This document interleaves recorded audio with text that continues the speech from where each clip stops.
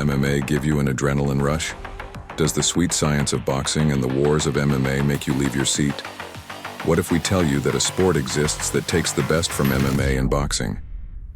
Started in 2018, BKFC is one of the fastest growing combat sports in the industry, organizing fully sanctioned bare knuckle boxing. For the first time since the 1800s, BKFC has drastically climbed the ladder and found its place in the hearts of millions of combat sports fans. Join us on ES FanCast as we sit down with David Feldman, president of BKFC, and dig deep into his matchless journey of giving the combat sports industry its multi-million-dollar future. Does the technique of... Hello there, and welcome to the ES FanCast. ES FanCast is an interactive podcast experience that helps you get to know the person behind your favorite sports celebs. Not only do we bring you the most in-depth chats from those closest to your favorite sports, but our brand new platform also gives you the full ride with live interactive polls, on-the-go reels, and infographics that give you the essential story. Look, it was 2018 when one man had a vision. His out-of-the-box idea has paid great dividends, and 5 years later, Bare Knuckle Fighting Championship, or BKFC as we know it, has gone on to become one of the fastest growing combat sports promotions in the world. Ladies and gentlemen, without further ado, let's welcome the founder and president of BKFC, David Feldman. David, welcome to the FanCast, man. Thanks for having me, Noah, man. It's great to be here. How are you right now? How's your spirits? It's good, man. We have a huge show coming up in about in 8 days from now in Salt Lake City, Utah. We're getting really prepared for it. So we're on the office after stuffing our faces yesterday and enjoying some quality time with the family. We back in the office, tying up some loose ends and getting ready to end the year in a big, big way. Big way. And we will certainly dive into it. But I want to extend my congratulations to you. You know, you were recently featured in USA Today's list of top 5 entrepreneurs in 2024. You shared that list with some really big names, man. How do you feel about that? That's incredible. Now, humbling, very honorable honor for me, man. It was awesome. I never really expected anything like that when I started this journey. But, here we are. We work really, really hard. And to be mentioned ever on a list like that is very, very humbling and unbelievably makes me very, very happy and makes me just want to work harder, man. So it was really, really great to read that. And, I loved it.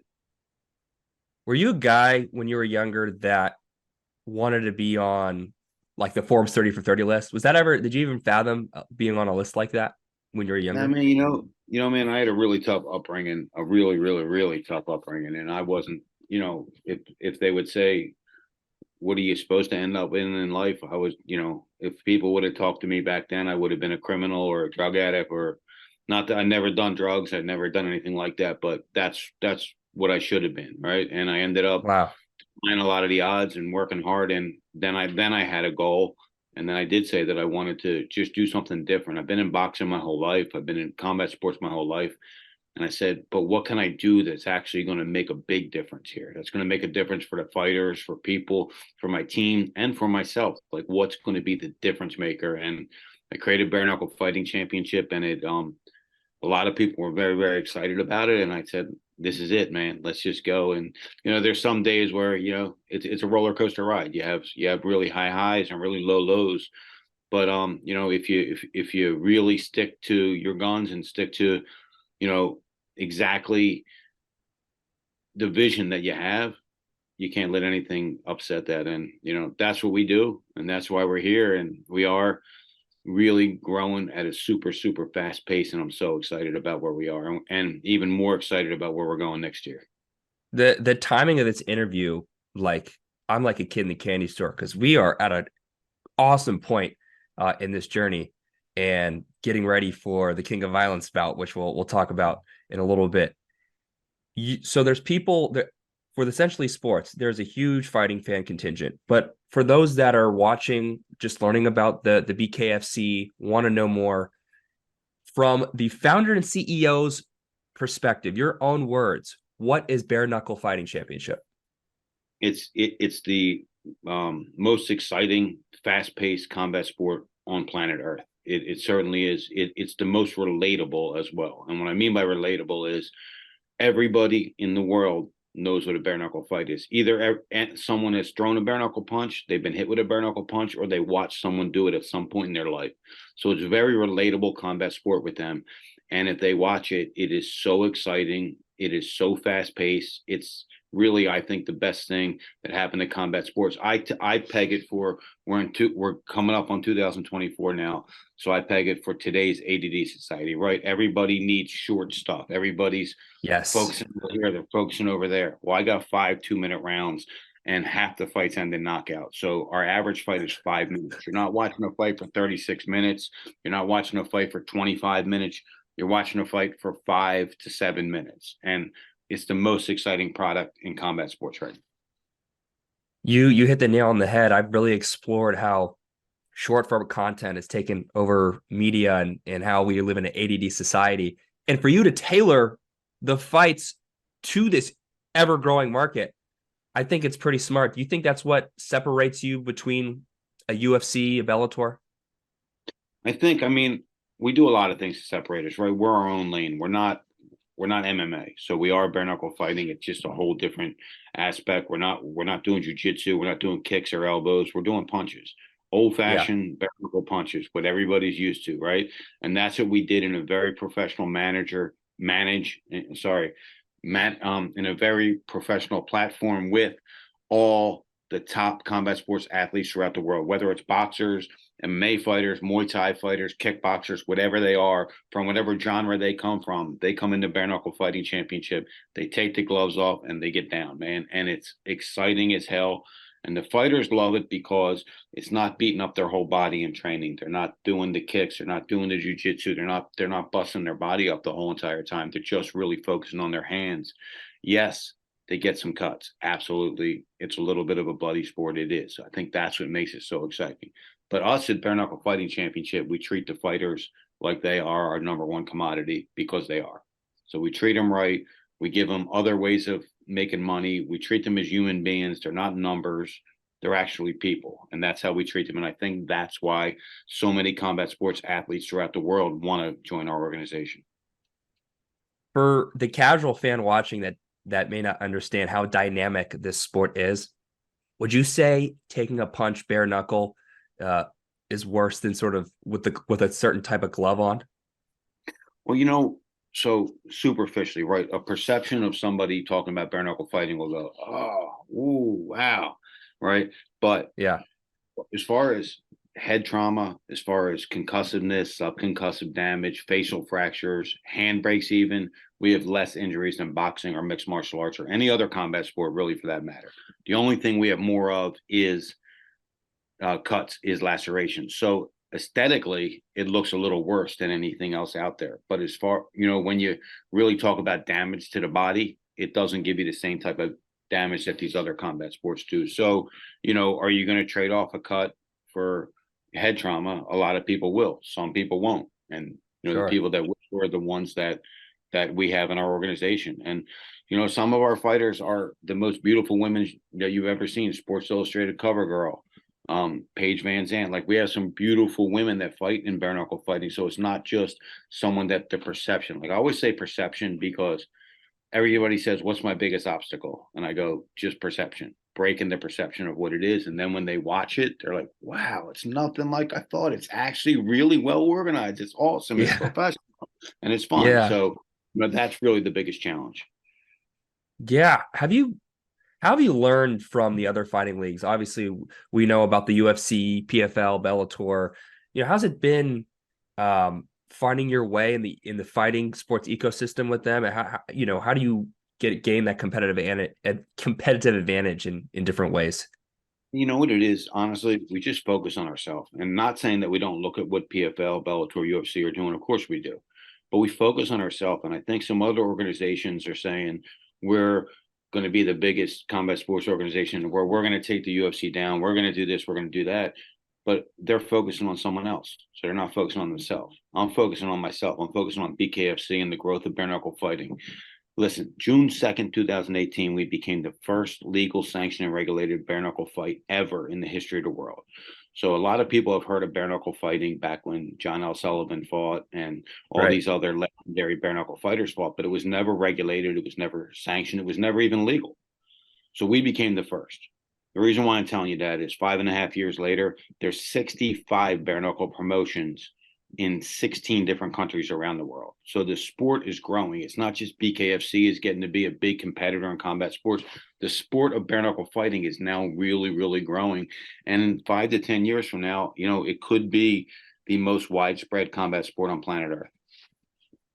Wow, that's big plans, and I love the vision. It's no secret why you're a top 5 entrepreneur to look out for next year and currently right now. Can we get a sneak peek behind the curtain of David Feldman, the promoter? What does it take to run this stuff, man? The challenges, managing the fighters. It's tough, man. It's a roller coaster. Look, when I started this thing, like I loved this thing's like a baby to me, right? And I've done a lot of different businesses, but this thing is like a little baby to me that I literally nurtured from an embryo all the way up into this big, adult now, what it is. And because of that, any little thing at the beginning that someone would say negative was like a knife in me. It was like, oh. Now I don't listen to the naysayers. I don't listen to, what people are saying bad, because most of the people that talk bad about bare knuckle fighting are people that never watched it, right? It's their perception again. We go back to perception. So I think the real reason is I see the prize at the end of the day. I know where it is. I know how to get there now. I've learned from so many mistakes. We've made so many mistakes, man, but we've learned from each and every one of those. And I think that's why we're able to really focus right now. And in 2024, we're going to go from doing 34 events worldwide to 58 events worldwide, 34 events in 3 countries to 58 events in 9 countries next year. So the growth is really, really overwhelming. It's going at a really, really fast pace. And I think it's the reason that we're able to succeed, like I said, is we focus on ourselves. We focus on treating the fighters right. We focus on giving them a different platform. We focus on promoting them the way that they need to be promoted and giving them an opportunity to really essentially be a partner with us instead of just be a fighter for us or be an employee of us. Talking about staying on the fighters, David, do you see an edge, like a different edge between a BKFC fighter versus any other combat sport? Is there a different sort of edge you need to have to succeed in the BKFC? You just got to be real tough. Like it's a tough sport. It is. Like it's not a tough sport where you're getting hit and you're seeing white flashes and you're getting knocked down, which you do. It's a tough sport where you get hit, like you hear this, right? And you get hit in the eye, and it's a different pain. It's not like ooh, I feel woozy. It's like ow, that hurt. So you just have to be a little tough. You have to be able to endure just a little bit more pain than in the other sports. And I think that's what really separates our fighters from any other fighter around. Yeah, absolutely. And, once again, David, like when we think about combat sports, it's hard not to talk about what Dana White has done growing the UFC. He's made it into one of the biggest things in combat sports. I see a similar trajectory here with what you're doing with the BKFC. Do you think it's fair to say that you and Dana have shared sort of a similar trajectory and sort of you growing, the BKFC? I think so, because these other promotions, right? These competitors to UFC, PFL, Bellator, One Fighting Championship, they're another promotion, right? So they're launching another promotion and they're trying to compete with another promotion. We launched a whole entire sport. So Dana White didn't actually launch it, but he took the bull by the horns and he grew this thing into the juggernaut it is today. So whatever anybody says bad about him and what he's done, his personal life, that's on him, right? But at the end of the day is the guy built this little tiny thing into a major, major sport. Really, he built MMA. Like there wouldn't be all these MMA gyms all over the world if it wasn't for the UFC blowing up the way he did. So I definitely see how people could say that there are some similarities. Absolutely. If I could grow this thing into half of what the UFC is, I hit a grand slam in life, and that would be an amazing thing. Take my hat off to everything that he's done and everything that he's built with the UFC. And I definitely follow his footsteps in certain ways, and we do things a little different in other ways. So all in all, yeah, absolutely. I think he did a phenomenal job of growing the UFC. David, you and Dana no doubt have this similar, have share this similarity. You guys really nervous between a big fight and the fighters facing off. You and Dana, I've seen the same face. Hopefully nothing pops off during the face off. That's something that you both share, man. Because like as I know that I can only imagine how you feel when Mike Perry and Eddie Alvarez are facing off right there, and I'm looking at your face like, oh boy. Absolutely, because you're getting so close. I'm not so much nervous about the fight as much. I'm a fighter, man, and honestly, sometimes I like go, man, I wish one of these guys would hit me so I can hit him back. Like sometimes I'm like, I just want to fight, right? But when it Yeah. comes to this, it's like a little scratch on the guy's eye or the wrong injury, the little tiny injury you might get from being pushed the wrong way could end the whole entire fight and the whole entire promotion. And that's what I really get nervous about. Like, oh man, I hope nothing breaks down right now. And we've done all this hype for this fight, and now it's going to blow. So that's the main thing I get nervous about. Absolutely, man. Hey, I can sympathize with that, man. Yeah. All the hype, but anything to pop off. Um, 100%. and once again, thank you for joining the stream. For people watching this stream, please take part in the interactive polls in the feed. Let us know your views. Once again, we have the interactive polls here on the Essentially Sports FanCast. Check it out. Let us know what you think. David, we got to talk a little Pennsylvania, man. Let's do a little time travel. You reside and born in Pennsylvania. Can you walk us through some of I know you had a tough childhood, which you've stated. Any great memories from growing up in Pennsylvania? Yeah, man. I mean, there's so many different memories. I mean, Super Bowls, World Series that I've been a part of, and was able to go to some of those games, and just meeting so many people from boxing from Philadelphia that they're legends like Smoking Joe Frazier, Bernard Hopkins, a lot of different pro football and baseball and basketball players. Just what I met through the journey of boxing, being in Philadelphia. But Philadelphia is like, you got to be a little different to be from Philadelphia and to succeed in Philadelphia, not just to be from Philadelphia, right? But to succeed in a tough town like Philadelphia. They say in Philadelphia, they say even, they call it the bums. They say even the bums on the corners can fight in Philadelphia. That's what they say. Like, you got to be able to have a different type of attitude to make it in this city. It's not an easy city. It's not an easy suburbs to come from, and you have to just have a little bit different of an edge on you to be able to make it. And I think I love being from Philadelphia. I've been all over the world. Literally, I've been all over the world. Fighting has taken me all over the world, and I always end up. I grew up in this one town called Broomall. I grew up in my dad's house. I got married. I moved 3 blocks. I got divorced. I got remarried and moved 3 blocks.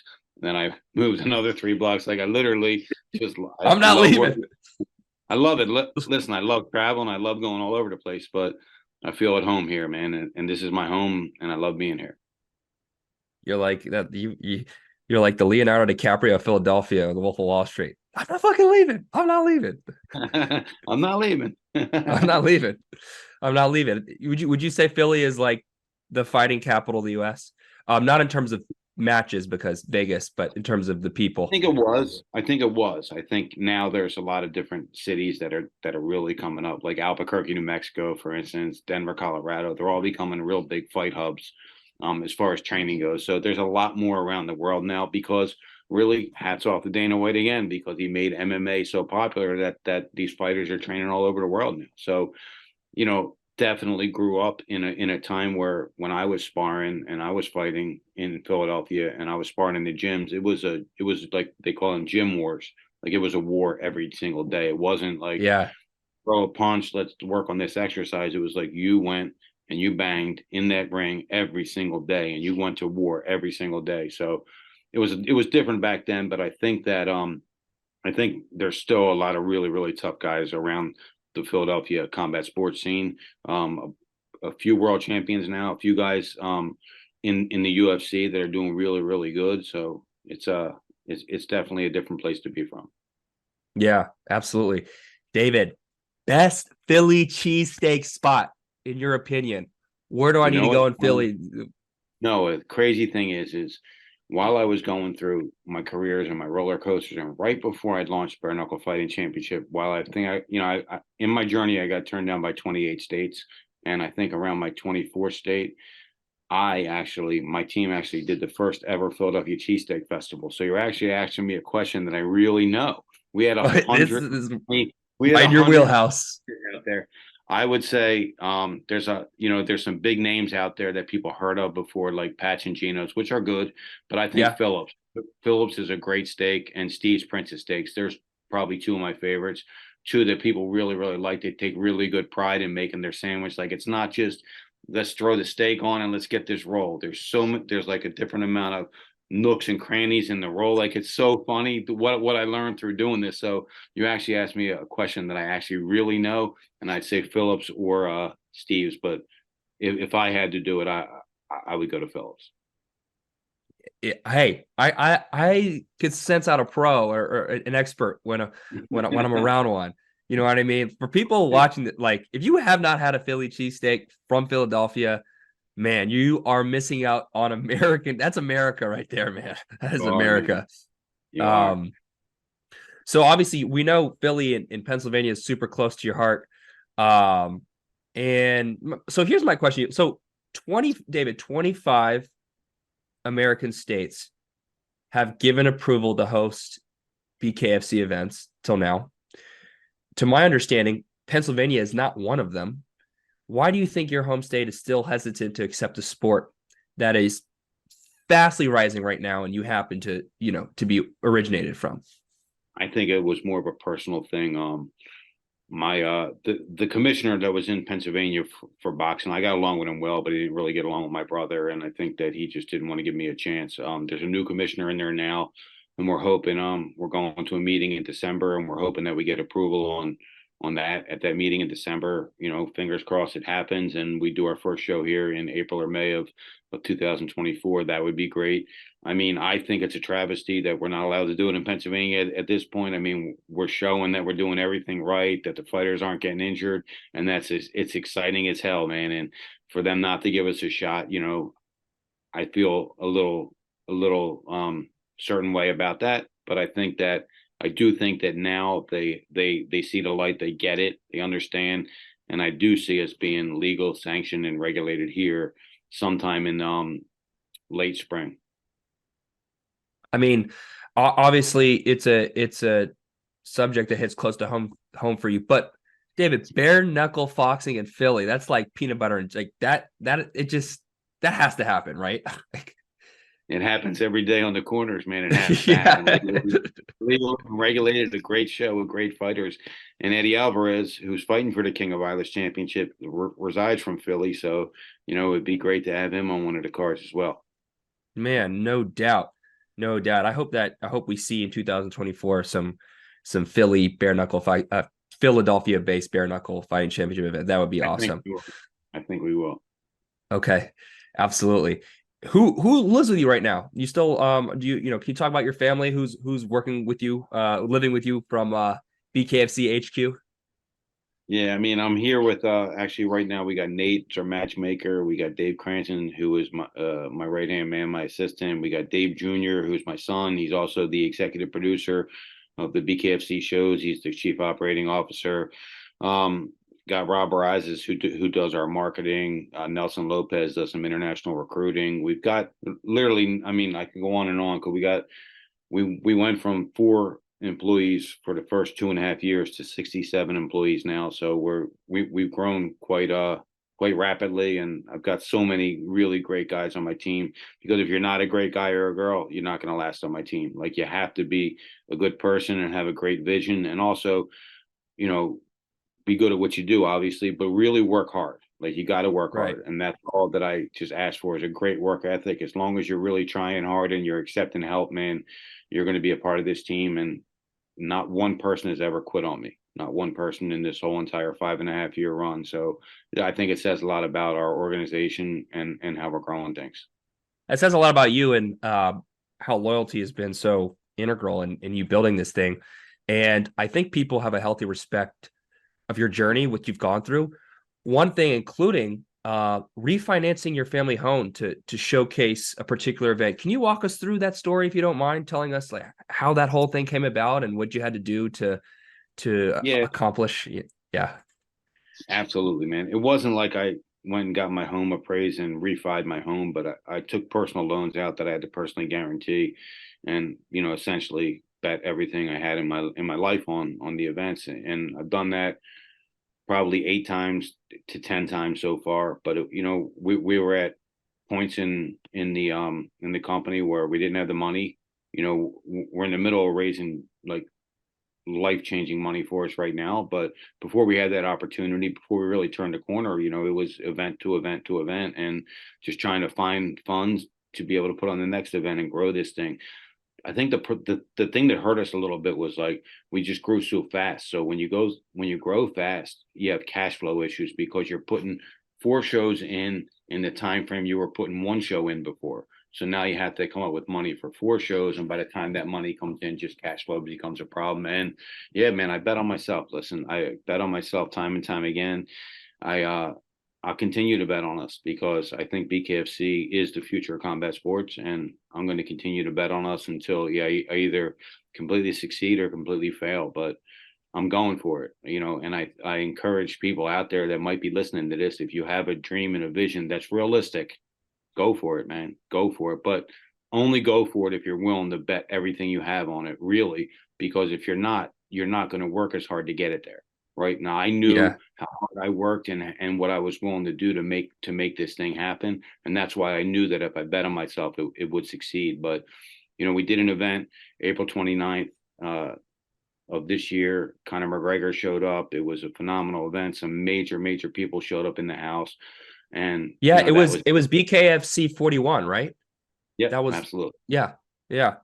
So that was the event that we were short, and I had to do what I had to do. And I gave a very emotional speech to the fighters prior to the fight, and I said, listen, I bet on myself, man, and I need you guys to bet on me. And first time ever, every single fighter came up to me and they're like, yo, I am going to fight my hardest for you, because if you're betting on yourself, we got to bet on you too. So it was really, really awesome. And look, the bet paid off. I mean, we had a smashing event, man. It got so many investors involved and interested in what we're going to do. And we're on a trajectory now that I think is only equal to the same kind of trajectory that the UFC has been on.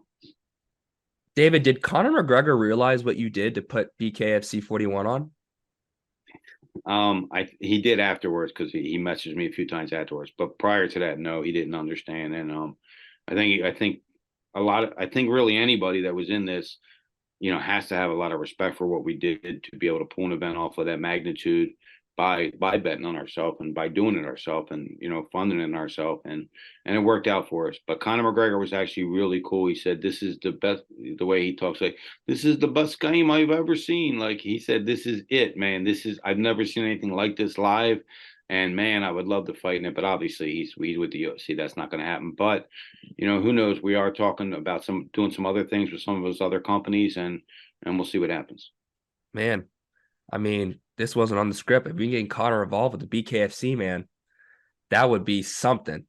I tell you what, that would be something. The way guys are switching between leagues, even though I'm a believer in you, David, I wouldn't rule that out. Now, you never know. You really do never know. And we've got so many stars and actors and rappers and everybody in the world that wants to get involved now. So, it's really turning a major corner here. We had major influencer fight for us, Bryce Hall. Now everybody else wants to fight for us. We had some big things happening, and that happened. And 2024, look out, man. It's going to be a sensational year for us. Absolutely. Speaking of celebrity boxing, your brother Damon is the promoter of celebrity boxing fights. A big topic conversation, David, when we have anyone around the fight game, we always ask celebrity boxing, getting influencers, celebrities into the sport. I think I know the answer. Good for the sport or harmful for the sport? I think if you match them properly against someone equal, in their talent and experience, I think absolutely great for the sport. It worked. I mean, look, Jake Paul essentially saved boxing right now. So you think Jake Paul saved boxing? I think he's saving it. I think he's getting more people to get interested in what boxing is. Did he really save it like Superman's going to save boxing? No. He saved it, though, at a point where he got other people that weren't necessarily interested in boxing now are interested in boxing. And I think that was a big, big move that he did. And I think that's what we're trying to do, right? Get people from different genres and different sports and different age groups and people that aren't necessarily interested in fights to come over and watch this when one of the influencer fights. And I'm telling you, they're going to love it if they like fights at all. If they don't like fights at all, they're not going to like this. But if they like fights, they're going to love this. Yeah, absolutely. So you think for the professional fighters who've been training their whole lives to get to this point, you think the trickle of celebrities into the game, that's helping those guys, getting, 100%. Listen, anything you do, it doesn't have to be fighting, but anything you do, if you get people with millions and millions of followers talking about it, I mean, it just helps, right? And it helps if it's a great product. And if it's a great product on top of getting them, then, it's a 2-for-1 and it explodes. And, I think that's what happened with boxing. Boxing, I love boxing. It's like my life. I literally was born into boxing. I was a professional boxer. My dad trained 7 world champions. I lived with fighters. I trained my whole life. I promoted boxing. Like, boxing was my life. But it was great to see that it's not, going down in flames, and that there is some interest in it, whether it's Jake Paul or whether it's, the heavyweight champ of the world. But doing these crossover matches, doing these different types of matches are helping, save and resurrect boxing. But, if we have anything to do with it, we're going to get people to want to see the boxers take their gloves off. You think there's a friendly rivalry between the celebrity fights and the BKFC? Like, what do you think your relationship is between the entity of BKFC and, celebrity boxing?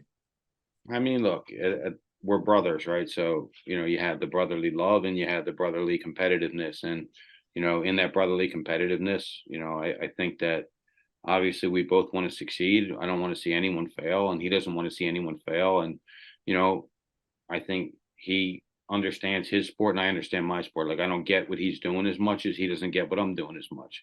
But at the end of the day, I wish him a lot of success. I wish celebrity boxing a lot of success.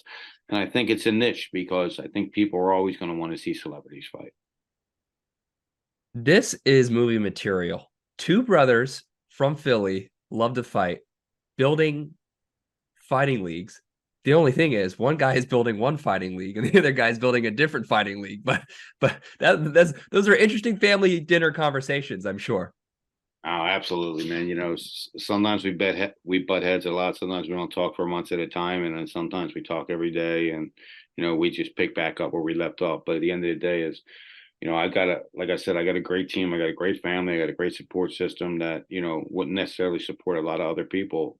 And I'd be hard to find people to support me in the way that I've been supported, as far as like I said, I mean, I bet my whole house on this thing. I bet everything I have on this thing, and my wife stood by me the whole time and said, "Look, let's go for it. We didn't come this far to come this far. Let's go." So to have that kind of support system, and to have my workers here and my employees and my son and everybody else being a part of the team that's willing to give up a lot of different things to make this thing a success, I think that's why this thing is going to succeed. Yeah, absolutely. And speaking of your wife, can you shed light on her contribution helping you, recover, resurrect from your struggles? Can you talk about her support system? Yeah, man. She was definitely great. She was there for me a lot, and she always picks me up when I'm feeling down and lets me know that I can take over the world. And I think if you don't have a really positive, pushing, significant other, you really have no chance for success, because this is no easy task. It's not easy for her, me traveling 4 or 5 days a week. It's not easy for her. It's not easy for her betting everything we have on this. It's not, me not being there mentally all the time because I'm thinking about other things. So you have to have a really good support system, and she's been really unbelievable for me, and I thank her all the time for it, because without her, I don't think I'd be here. Yeah, absolutely. Absolutely, man. When you and Damon aren't talking about combat sports, what is the conversation? It's funny, man, because we always talk like small talk, and then it turns into just an argument all the time on something because Of course. he's actually way more competitive than I am in this. But you know, he kind of starts getting what I'm doing more and more now. You know, at first he was like, it's a bar fight, it's a street fight, it's not going to work. And then look, I mean, like you said, getting named in the top 5 entrepreneurs to watch in 2024. I mean, even my brother has to give me some kudos on that and pay attention to what we're doing. So we definitely have some arguments on some of the different fighters and some of the different fights going on. But at the end of the day, is I support him and I think he supports me as well. Yeah, absolutely, absolutely. And for those supporting the fan cast and watching the stream right now, please, to get a quick recap of the best moments so far, check out the clips below in the feed. If you're watching the fan cast, check out the clips below. There's some good stuff in there. David, back to the BKFC, man. You know, a lot of MMA fighters have transitioned, including Eddie Alvarez, into BKFC. You know, they could have taken the boxing route, try to go after a Gervonta or a Davis or Shakur. You know, why do you think MMA fighters are trying BKFC versus, you know, the standard boxing route? Because I think it's kind of 2 or 3-fold, really. It's like it's a macho thing to do. In one respect, it's like, okay, I'm going to take the gloves off and show I really am the baddest dude around. I think that's a small part of it. I think a bigger part of it is, you know, it's the wow factor, meaning Eddie Alvarez takes the gloves off and fights bare knuckle. Like when I had Paige Van Zandt fight, people were like, oh my God, she's fighting bare knuckle? Like, holy Bare knuckle crap. boxing. Fighting bare knuckle. Now, Eddie Alvarez are like, wow, he's actually taking the gloves off and he's going to fight bare knuckle. Like, it's a wow factor. And that wow factor, what that does is that gets a lot more people to follow him and be interested in him and gives him a resurrection, you know, towards the end of his career to be able to make some really, really good money and get people interested in this thing. So I think, you know, those 2 things are really, really what gets it. I mean, the other thing is he gets a chance to be a part of something really, really special in the beginning of this, because all the guys at the beginning of this are going to be the legends that are remembered forever. And I think he wants to be one of those. And he's from Philly, right? And we said, if you're from Philly, you're probably going to want a bare knuckle fight. So he's from Philly, and that was his opportunity. But I think a lot of the guys too, we pay very good. Right. And they have a wow factor, and that wow factor helps blow up their whole entire persona. I would have liked to have been a fly on the wall to hear you pitch to Eddie Alvarez BKFC. Man, you should have heard some of the pitches. It was unbelievable. The good thing is nobody can, like, I'm the best salesman in the world when it comes to bare knuckle. There's nobody in the world. Like, I sell bare knuckle better than anyone sells anything because I love it. I really love it, and I'm passionate about it. I know where it can go. So I can sell it to these guys, and it's the truth. Like, it's no BS. It's all the truth. And because it's the truth, they buy it. And I think that's why they come over. And once they're here, they want to stay here. Yeah, absolutely. And talking about somebody who has shown early he has some serious staying power, we got to chat about Mike Perry, man. Mike has been the face so far, BKFC, you know, but we have Eddie Alvarez here. We have Luke Rockhold, you know, in the mix. Did you expect Mike to turn into such a big star considering the UFC legends coming into your league? I didn't. I did after his second fight with me. I was like, he's going to be a superstar now. But after the first fight, I wasn't sure if it was for him 100%. And then he came right back and he fought MVP Michael Venom Page in his hometown in London, England, and beat him in a 6-round war. And then he came back out and knocked out, you know, stopped Luke Rockhold. He's got a tough test in front of him here, though. He really does. Yes. But he personifies bare knuckle. He's just a rough, tough dude. He talks the talk. He walks the walk. He talks bare knuckle. He talks about being the baddest dude in the room, and most times he is. But he's got a tough fight ahead of him with Eddie Alvarez here on December 2nd. And I think if he gets past Eddie in a fashion that he thinks he's going to, he really proves that he's probably one of the baddest men in the world and certainly one of the best bare knuckle fighters in history. David, take me to the moment where Mike and Eddie are facing off, and all of a sudden they start messing around and start throwing body shots. You know, I'm watching it, and I'm looking at your face, and you're playing it cool, like I give you that, you're playing it cool, but can you take me to that moment, like, and what you were thinking in Absolutely. that? At first, I was like, bang, bang, they hit each other's body. I'm like, oh, this is pretty cool, man. This is gonna go a little viral. And then they did it few more times, and they did it a few more times. I'm like, you know what? I know what happens, and someone's gonna crack someone in the mouth. And I was like, all right, guys, that's it, that's it. I was like, wow, man, that almost blew up because I could tell. Listen, being a fighter, it's different. Your friends can mess around. Being a fighter, it's like, okay, you got a little good one on me. Now I'm gonna go up top. And if they went up top, it was going to be a different story. So, yeah, man, that was a nervous thing because I wanted to make sure that fight went off. But I thought it was a great promotional moment for BKFC and for that fight because they weren't playing. I mean, they were cracking each other hard. No, I know. Yeah, it looks like you need to continue to stay in the weight room because you're going to have to do a little more separation, I hear you. as these continue. Um, Absolutely. and staying on Mike, he had an interesting interaction with McGregor. Would love your thoughts on the battle against Conor. Can you shed some light on that face off? Yeah, And sort of what happened. we knew that Cowboy Cerrone was going to be there. Donald Cerrone was going to be there, and he's like, he got submission subbed by Donald Cerrone in the UFC, and he's like, I want to get my get backs on him, so I'm going to call him out. And then he saw Conor McGregor showed up, and he's like, I'm calling Conor McGregor out, and I'm like, like a split second, I'm like, I'm like, you know what, do it. So he did. He grabbed the mic, he called him into the ring, and they faced off and it just went viral. It was amazing. So that was just like, that was an awesome moment for us. But not just that Conor McGregor showed up and not just that he faced off, but he went on and on for the next couple of weeks about bare knuckle on his Instagram, and everything he talked about was bare knuckle. So I think we made a big impression on him. I know he's going to come back to the UFC and have a fight, and then we'll see. We'll see what happens. But I think Mike Perry did a hell of a thing by calling Conor McGregor in that ring, and that moment went viral for us, and that was an awesome turning point for BKFC. I think it was. I think it sets up box office in the future. I am, yeah. I can't wait to see what Conor does after his return to the UFC, because you know what, the BKFC is living rent free over there, and I'm excited to see what happens. I agree.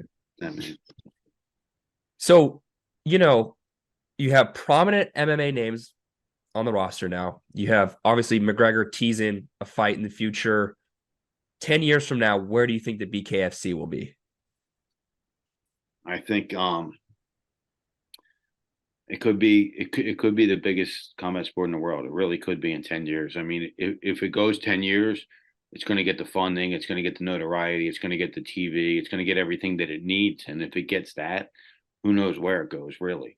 I'm not saying we're going to be there in a year, but I think in 2 or 3 years from now, because if we get 2 or 3 years, right? Like, I'm not saying we're on a chance of folding, but we're not. But if we get 2 or 3 years, that's because we got funded right and everything worked out the way we needed to get to. And if that happens, we're probably the number 2 combat sport promotion in the world. And then who knows where we go in the next 6 to 7 to 8 years? Who really knows? It could be the biggest thing out there. It really could be. Why? Because what I said to you at the beginning, it's relatable to every single man, woman, or child on planet Earth. Everybody knows what it is. So now when they can get it in their face more on television, it just becomes incredible. Yeah, absolutely. Absolutely. I mean, obviously we ES is super excited for the future. I can't wait to see what happens, December 2nd, 2024. David, transitioning back to sort of the past year, we know you're the founder of BKFC. We know you've got some accolades recently with USA Today. I don't think many people know you, from a guy who's risen from a lot of, mental health battles. Can you walk us through that phase and sort of how you've overcome sort of the struggles to get to where you are right now? Sure. I make it clear. Like I didn't have a lot of mental health battles. I came to a point in my life where I was diagnosed with cancer. I got divorced. I got turned down by like 22 different states. I was dead broke because I bet, like when I literally say I bet everything on this, like I've had businesses and I've had exits and I've made really good money. And I bet everything on this thing, everything. And I was down to under $300 to my name. And I was like, this is it, man. Like, I don't want to do this anymore. So I went to the local bridge called the Commodore Barry Bridge, and I grabbed the edge of the bridge and I just said, that's it, man. I'm done. And I saw Wow. this vision. Actually, let me grab this picture. I want to show you. Yeah. I saw this vision of my mom. So my mom got beat up really bad when I was younger. She got beat up really bad, thrown out of a car, run over by a car, and she was left to be a quadriplegic. So she had no use of her hands and her legs for my entire life, basically from when I was 6 years old. And it's weird, man. I just saw a vision of her and I was like, I ain't doing this, man. Like, no, man, I'm not doing this. So I actually pushed away and I was crying and I got into my car and I made a video and I said, I'll never be here. But this picture here, this is the picture I saw. And if you can see that picture, it's just a rose. But my mom had a toothbrush, a paintbrush in her mouth. And she painted this picture with her mouth. So that's what I was like, she can do that and I'm going to quit. And I pushed away. I got back in the car, made a video, and I said, I'll never be in this place again. And I said, I'm going to the top, man. I'm not saying I'm at the top, but I'll never be in that place again. I would never let myself be in that place again. And, obviously you get depressed from day to day from different things when things don't go your way. But at the end of the day, nothing's worth your life. Nothing is. It's a precious thing we have here. And you get depressed and you get stressed out and you get nervous over everything that really doesn't matter in life. It really doesn't matter, but you think it does, right? Because look, we do want to be successful. We want to be something else. And when that thing doesn't work out, we get depressed. And so I didn't have a lot of dark days, but I had a dark moment in my life and I was able to overcome that. And, I hope that anybody that's listening understands that you can really, truly be or do anything in this world that you want to do if you have a strong enough mind and you have enough heart to go for it. Like, you just got to go for it. And I'm not saying you could be president of the United States, but if you have something that you want to work on and you're just not sure about it, go for it, man. Just go for it. Because if you want it bad enough, you're going to do it. That painting almost sums up, what you were saying because of how it was created. No excuses, make a piece of art. And it sounds like you've encapsulated that and translated that to your life. All the shit that you've gone through to be able to paint this picture, the story's still being written, obviously, but this journey of coming through such struggle, such adversity to now creating something, a work of art. I mean, that's not only you're that picture saved my life in two ways. Just what you just said. It saved my life because it made me push away, and it's made me say that if someone that had every single thing against them in life found a way to paint a picture, she found a way. She couldn't use her hands or her arms or her legs or nothing. She couldn't use it. She did it with her mouth. So she found a way, and I'm like, I'm going to find a way, and absolutely able to find a way, man. And it's amazing that I had that kind of strength in my life from someone, and I was able to overcome and just build this thing. Like, this is a work of art. This is unbelievable. Like, this is truly unbelievable. I look at that like USA Today article. I look at these Forbes articles and stuff, and I'm like, man, this kid, I wasn't supposed to be shit in life. Like, I really, truly wasn't supposed to be shit. And here I am, a great opportunity to change the whole entire combat sports world, man. And I couldn't be any happier. Do you keep that picture? That picture stays in your office? Yeah, it's in my office. I have two of them. I have one in my office and one in my bedroom at home. What a hell of a reminder when you have a shitty day. 100%, man. And you don't know how many times it saves me. Like, I literally, like, it was over there and I'm literally like, man, stop, I'm not going to say the word, but stop being that and just go. I can't confirm or deny where cursing's allowed on the FanCast, but I mean, I'm sure it's fine. But we're good, man. So yeah, man. Yeah. It helps me so many times. But look, like I said, it's funny, man, because a lot of people talk about people and they say shit about people, and I'm like, I'm not saying, look, I don't do the same thing sometimes, but I'm like, man, everybody's got a story, man. Like, you don't know what they're going through, right? You don't know if that could be the last time you ever look at somebody. They they want to blow their head off. You just don't know. Like, you don't know what people are going through. And a lot of people are going through a lot of shit, and I did, and and I try to help as many people as I can now, and I just want to make this the biggest thing it could possibly be, man. And I think the biggest thing it could possibly be is the number two, at least the number two combat sports promotion in the world, and I wanted to do that because I didn't give up and I didn't quit. And it was so many No doubt. times I could have quit 100 times and everybody would have said, man, you did a hell of a job. I Yeah. can't quit. I can't No. quit. Aside from your mother, anyone else that really supported you want to shout out, during their hard times that was by you? Yeah, I mean, my wife and my son really, that they had my back, that they knew what we were going through. They knew that it was a struggle and they were there with me. I mean, really my whole team, like everybody was with me, they got it.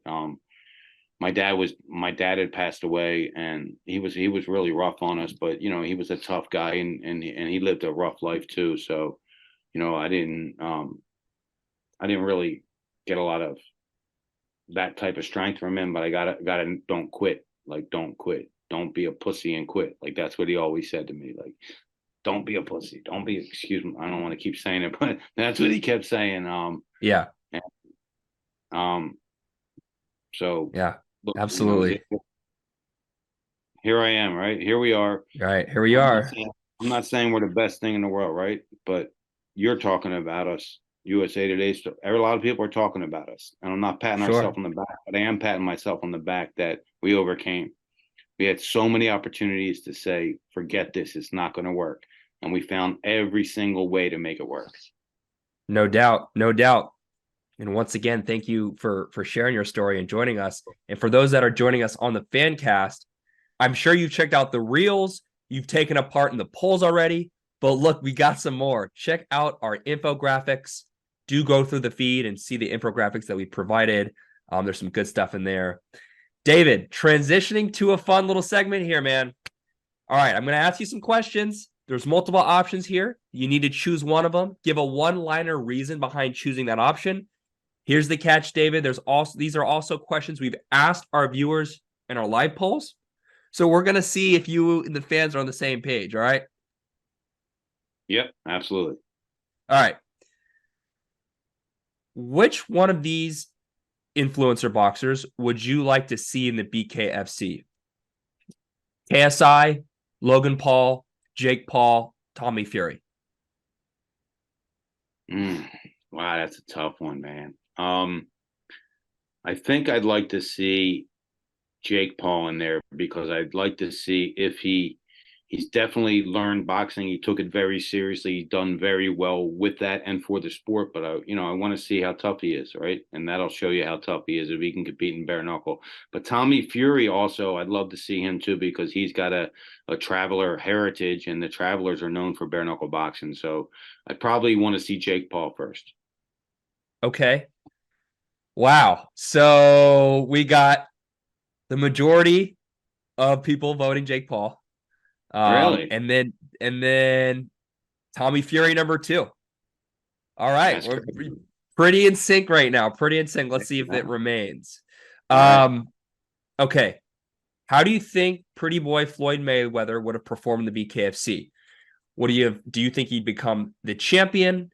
He would have had no chance in the BKFC, or option 3, don't really follow him. It's kind of the don't have an opinion, choice, but you're the CEO of the BKFC. I don't think that you can't choose that. Yeah, I don't think that bare knuckle fighting is Floyd Mayweather's sport. So I don't think he would do very well here. I think he's great at boxing, one of the best that ever did it. And there's a different type of fighting for boxing than there is with bare knuckle fighting. And I think he was great at, like I said, one of the best at boxing, but I don't think BKFC was his sport. Okay. 56% of the people said you have no chance to BKFC. So technically we're in line with your answer. However, 33% do think he would have became a champion. So that's a large part. Look, you never know, but he also had fragile hands and he was a slick boxer. So he had a couple things that would take away from him being good at bare knuckle fighting. Not saying, obviously he puts gloves on, it's a whole different world. Okay, absolutely. Absolutely. Final one here, David. You know what's coming. Who do you think will win the King of Violence Championship on December 2nd? Mike Perry, Eddie Alvarez. Who do you got? Listen, Noah, as a promoter, I can't give an answer on that. I'm sorry, but I will tell you it's going to be an unbelievable fight. I really think that people are going to be surprised at the Eddie Alvarez that does show up, but I think we're going to see in this fight, is Mike Perry really for real or is he not? And I would bet that he is for real. So I can't give you an answer on who I think is going to win. I don't want to sound like a promoter, but I'm going to tell you the fans are definitely going to win on this one. All right, you want to hear what they said? Sure. Love it. All right. Well, 67% do think Mike Perry is the real deal because 67% are going with Mike Perry, 33 Awesome. with Eddie. That's good. That's good. Yeah. I mean, it's not like a 9-1 where nobody thinks Eddie Alvarez has a shot. So that's kind of what I figured it would be, about 2-1, and that's awesome. Yeah. Well, this has been great. This has been great, David. Before you go, I got to know, what's your take on the PFL merging with Bellator and its impact on the combat community? I think for the fighters, it's great. It's going to give them a hell of an opportunity to make more money and to get more exposure. I think it's great for them. I talked about this the other day.